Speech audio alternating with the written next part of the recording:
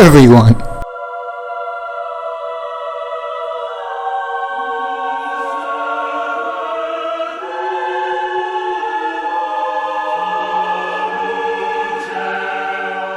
Pokemon.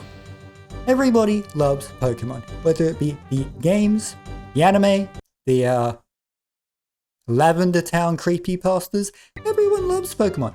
And if you don't, you're a bad person. But let me ask you this. Have you ever seen the Pokemon movies? Now, I'm not talking about this movie. This movie is actually kind of normal. Kind of. I am talking about the animated movies starring Ash and the gang that we know and love. Right, so I'm just looking at the list of Pokemon films here. There have been 23 of these things. What the fuck? So today, we're going to take a look at the film which started it all. Pokemon, the first movie. Rise of Mewtwo.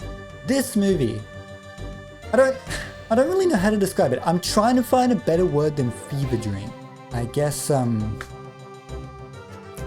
gonna have to show you guys what I mean by that. I don't want to fucking watch this movie again. Hello everyone, my name is Saint Jimmy from the future. Just letting you know that originally this video had clips from the movie in it, but the YouTube copyright system it didn't like that at all. So instead we have stills from the movie over footage of me playing Minecraft parkour. This kind of sucks because I think having footage from the movie improved this video a lot, but I can't really do anything about it. So hope you enjoyed the video anyway. So the movie opens and we get a few scientists looking for the mythical Pokemon Mew. The team is led by this guy, who was hired by Giovanni, the boss of Team Rocket from the games, to find a fossil to make a clone of Mew to be the ultimate super weapon. They find one and Mewtwo wakes up and, well, I think it's the Matrix, but I don't know. Anyway, he sounds like a femboy. And then he meets a young child and a bunch of Pokemon with a shit ton of birthmarks. Apparently, everyone in the Matrix is a clone. So, that raises the question, why is there a little girl in there? And before I answer that question, I need to remind everyone that we are currently watching a children's movie. Right, so that girl is this guy's dead daughter. Yeah, the kid died and then he becomes fucking obsessed with bringing her back from the dead. So obsessed in fact that his wife fucking divorces him. But that's not the end of it. He's working for Team Rocket, remember? So he was so obsessed that he joins an international organized crime syndicate and makes a weapon of mass destruction so he can bring his daughter back from the dead. Now, we're 5 minutes into this movie and we're already about to go off the rails. Look, I don't have a problem with movies being dark. I am a really big fan of the backrooms lore, so I'm a very dark person. But this is Pokemon. This is the franchise of cute animals that do dumb stuff that warms my heart, so I can forget about how the world is literally ending right now. And look, I'm just not convinced that Pokemon is the best franchise to explore the complex themes of death, grief, and sorrow and how we deal with them.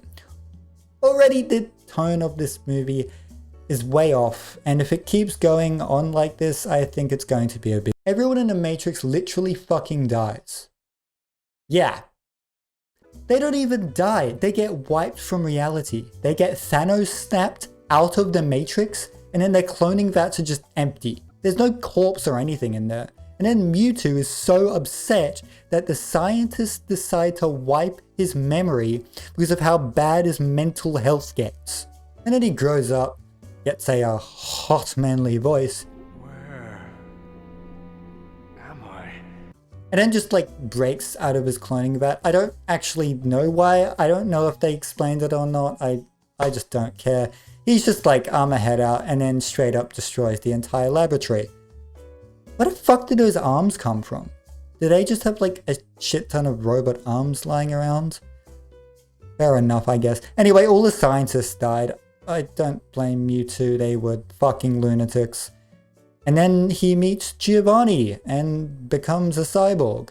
I was gonna apologize that this whole first section of the video is kind of just one big ass exposition jump.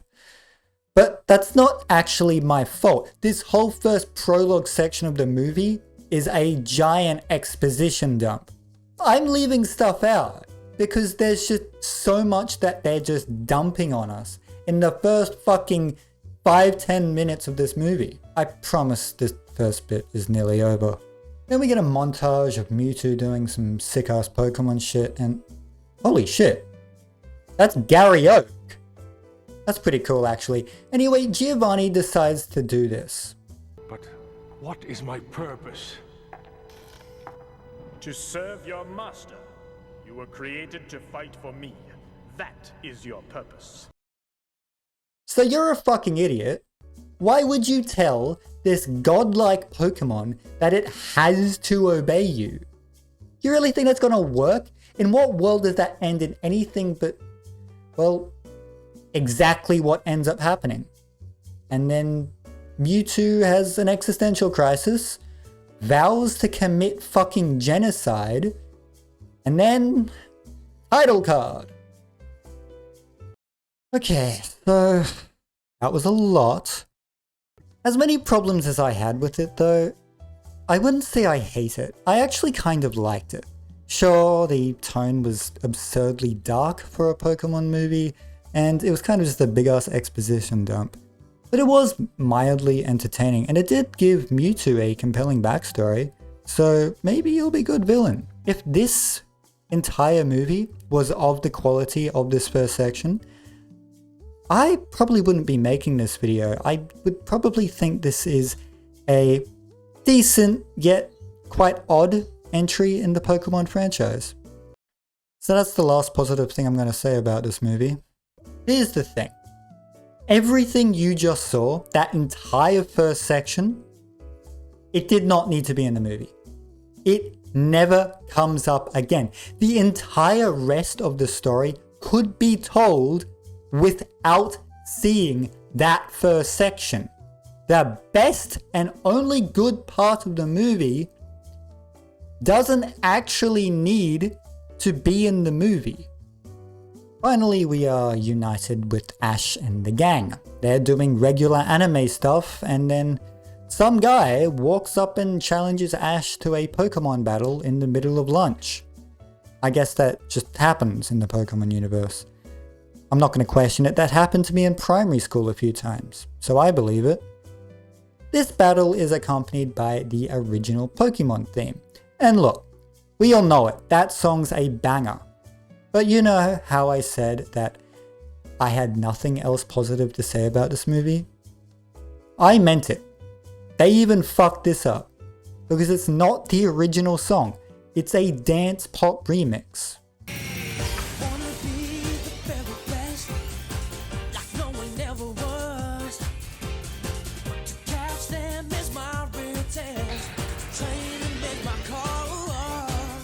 The fight ends by Pikachu using the move known as being a main character to 1v3 some Pokemon in one hit. Then Team Rocket does some shit.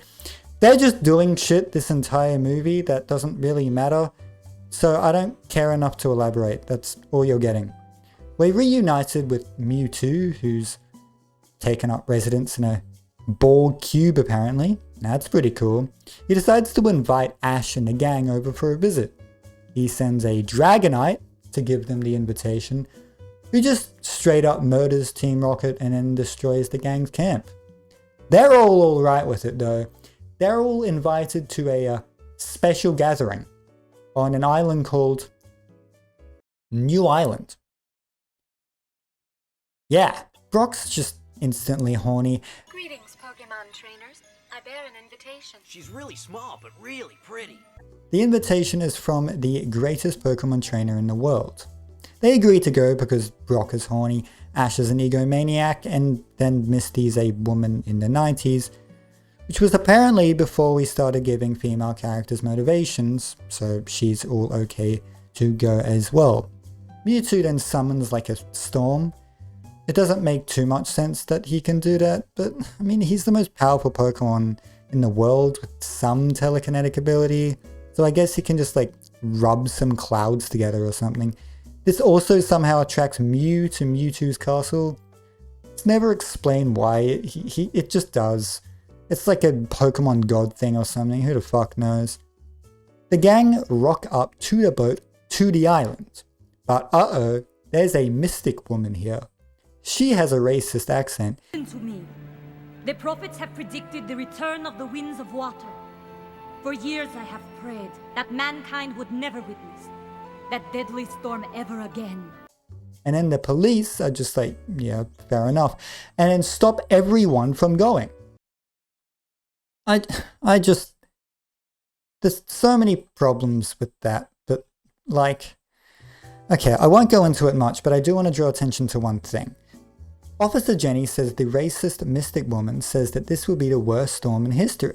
But then like 10 seconds later, the mystic says that this has happened before. Look, I can excuse little inconsistencies like this when they happen like 10 minutes apart or something, but this would literally have been on the same page of the script of whoever the fuck wrote it or translated it. Like, I cannot comprehend how lazy you have to be to screw this up. Anyway, all the trainers just use their Pokemon to get over anyway, except the gang. They get over because Team Rocket rocks up dressed as Vikings and decides to take them over. They're also putting on Swedish accents because of course they are. You want to cross maybe? We take you, yeah? We Vikings are used to big wave. We get you to New Island faster than you can say Farfig Nugan. Shit happens here. I don't care about what it is. It actually has no bearing on the movie at all. I think it's only there to increase the runtime. Anyway, they rock up to the island. It turns out that Mewtwo has kidnapped a Nurse Joy and kept her as his slave. They're taken into the Borg cube / castle on the island and are told that the storm was in fact a test to see who could get to the island. We meet all the other trainers who made it through, and then Mewtwo rocks up, fucks up some motherfuckers, and then releases his slave. And then guess who goes to save her? As soon as Nurse Joy is released, Brock, using the power of horniness, goes over and catches her.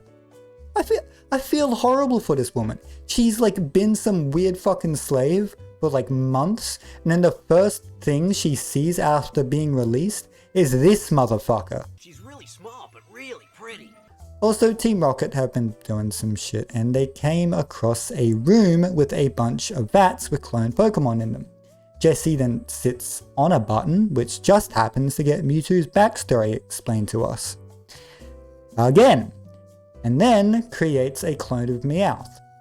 First of all, this whole like button setup doesn't make any sense at all, but none of this movie makes sense, so who cares? Second of all, this literally makes it so there was no point to the whole prologue of the movie. The only good part of the movie has no reason to be in the movie. Once again. Back to Ash and the gang, Mewtwo explains that his motivation is literally just genocide, and then Ash takes the logical next move and then challenges this literal storm-creating motherfucker to a Pokemon match.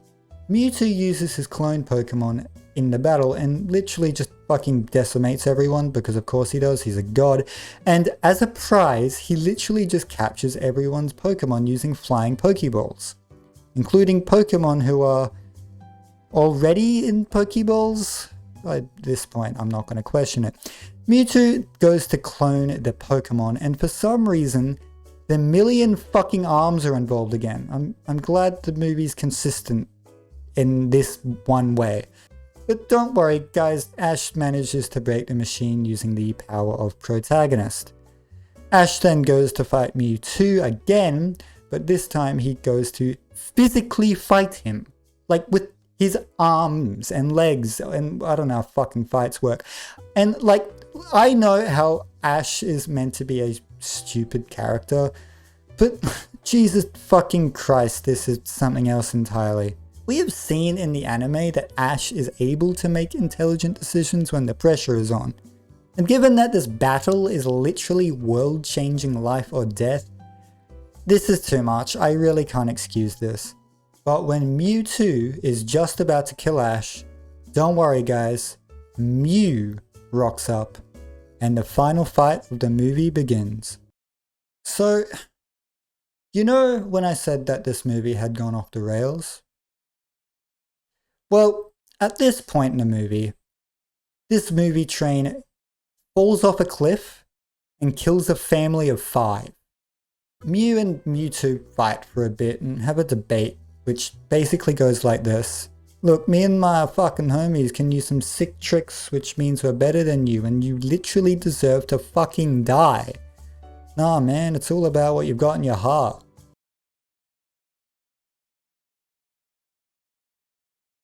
Okay, there's 20 minutes left in this movie now. It's really short.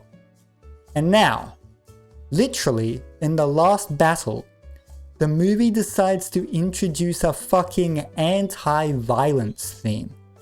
Okay, let's go over some basic high school English. If you have a theme in your story, you want to integrate that theme into character arcs, plot elements, or your world building throughout the entire story. This is so the theme can be properly explored in a nuanced way, and then resolve in a satisfying ending.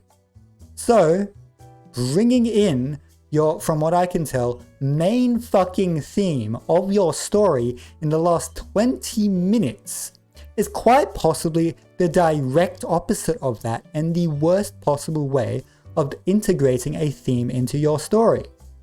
And look, it is impossible to integrate this theme into the story well at this point, but they still impress me with how poorly they're able to do it. As the final fight kicks into gear, we get, and I don't use this word lightly, cringe. Family-friendly singer-songwriter crap about how it's so sad that brothers fight each other or some shit.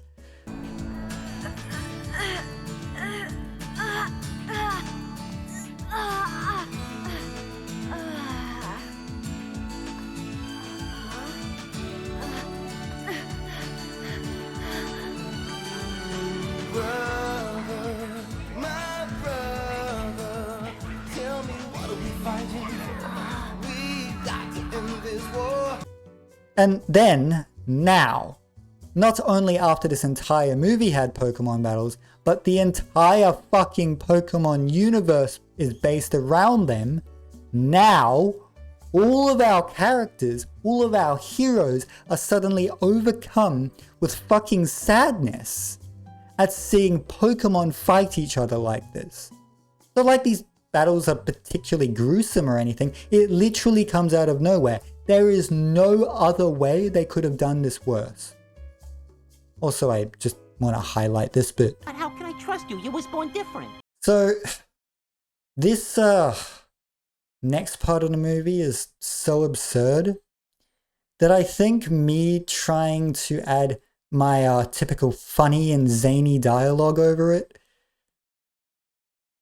it's kind of just a waste of time. This is so absurd that it kind of just speaks for itself. So I'm kind of just going to tell you what happens in a monotone voice. Ash sacrifices his life for a cause which he only started caring about 2 minutes ago. Then Ash turns to stone. Then all the Pokemon on the island are so upset that they all start crying. Then magic sparkles come out of their tears which go to Ash and bring him back to life. This display is so beautiful that every Pokemon decides that they now love each other, including Mewtwo. Racism is solved, and then all the clones and Mewtwo go to heaven. They don't die or anything, they just float up to the sky. And then Mewtwo wipes everyone's memories, because that's something he can do apparently. Look, there's some other stuff after this, but at this point it doesn't matter. So, just like that, Brock stays horny, Ash stays an idiot, Mewtwo goes off and does some god shit, racism is solved, I guess, and like a summer's kiss, it's all over.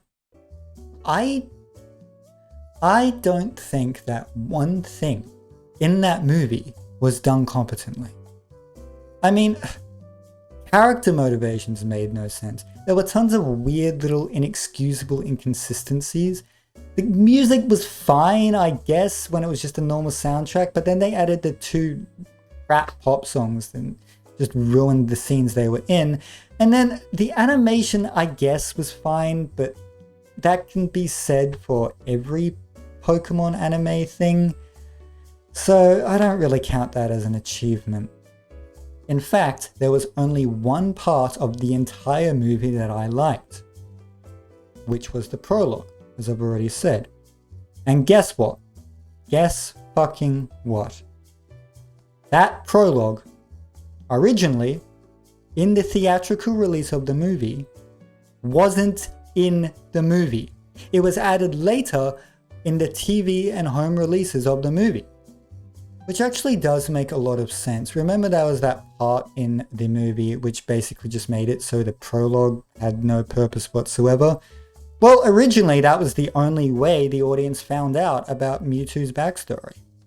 So the best and only enjoyable part of the movie not only doesn't need to be in the movie, arguably isn't even in the movie. Fucking hell.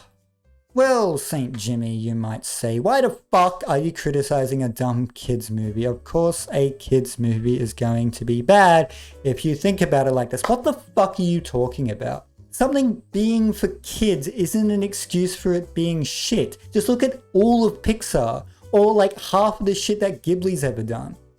Another argument I can see is that this movie isn't meant to be taken seriously. It's just like a dumb, fun action-adventure movie. And you know what? I would be sympathetic to that, but it's kind of just completely wrong. Because this movie actually does try to have a deeper meaning and moral messages. It's just really bad. Pokemon as a universe is built around morally questionable lines. It's literally about getting our pets to fight one another. But in the franchise to this point that this movie was released, it has been presented as morally okay. Now, I don't actually have a problem with that. I think for the most part, Pokemon is not meant to be taken seriously in that way. What I do have a problem with is with trying to shoehorn in an opposition to it in this way. Given the characters' experiences to this point, it makes no sense that the characters would have this change of heart at this time. And it's not like the franchise changes after this point. We go back to acting like the universe is morally okay. Our character's motivation makes no sense, the theme is really ironic given the universe, and we forget any moral lessons the instant the movie finishes. This theme fails in every single way. To give an example of how you might do this kind of thing better in the Pokemon universe, Team Plasma in the Generation 5 games. Here, the theme isn't connected to any pre-existing characters. We aren't betraying any character development that's already been done because these characters are completely new. So, the theme can be introduced to the story without causing problems. I've just had a self-conscious moment where I've realized that I'm fucking spending the prime years of my life dissecting this fucking terrible movie. Holy shit. Alright. Fuck y'all. That's all you're getting from St. Jimmy today. When was the last time I uploaded? Like fucking 2 years ago? Yeah, you'll be getting another video in like 2 years. Some shit, I don't fucking know. Alright. Bye.